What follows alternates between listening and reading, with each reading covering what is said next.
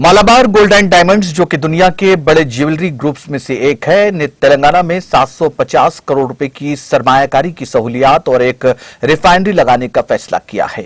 यह फैसला आज वजीर आईटी के.टी. रामाराव और मालाबार ग्रुप के चेयरमैन एम.पी. अहमद के दरमियान हैदराबाद में एक मीटिंग में किया गया। Jayesh Ranjan, principal secretary of industries and IT और दीगर मुतालिका सीनियर हुक्काम भी इस मौके पर मौजूद थे। मालाबार ग्रुप के MD India operations O Ashir, vice chairman KP. Abdul Salam, chief finance officer S. Ram Krishnan, retail head PK. Siraj ने भी मालाबार ग्रुप की जानिब से मीटिंग में शिरकत की। वजीर के.टी. रामाराव ने इस मंसूबे के लिए तमाम बुनियादी ढांचे की सहूलियात की पेशकश की। मालाबार को नई सहूलियात के लिए 3.7 एकड़ अराजी दरकार है। इस मंसूबे की तकमील से कम अज कम 2500 मुलाजिमतें पैदा होंगी। पहले ही मालाबार के तेलंगाना में 15 रिटेल शोरूम्स हैं, जिनमें 1000 अफराद काम कर रहे हैं।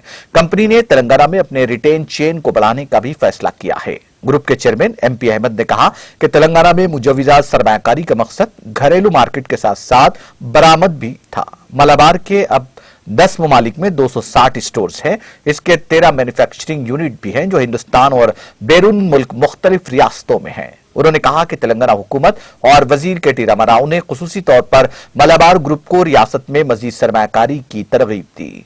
उन्होंने कहा कि मुझे इंडस्ट्री आईटी के वजीर को मुबारकबाद देनी चाहिए कि वो एक ही मीटिंग में तमाम बड़े फैसले करते हैं और अपने महकमे के सरबराहों को सरमायाकारी की सहूलत के लिए जरूरी हिदायत देते हैं। उन्होंने कहा कि हुकूमत बहुत फाल और फैसले लेने में सरगर्म है। यह काबिल तखलीद अमल है। हम पूरे एतमाद के साथ रियासत में सरमायाकारी कर रहे हैं।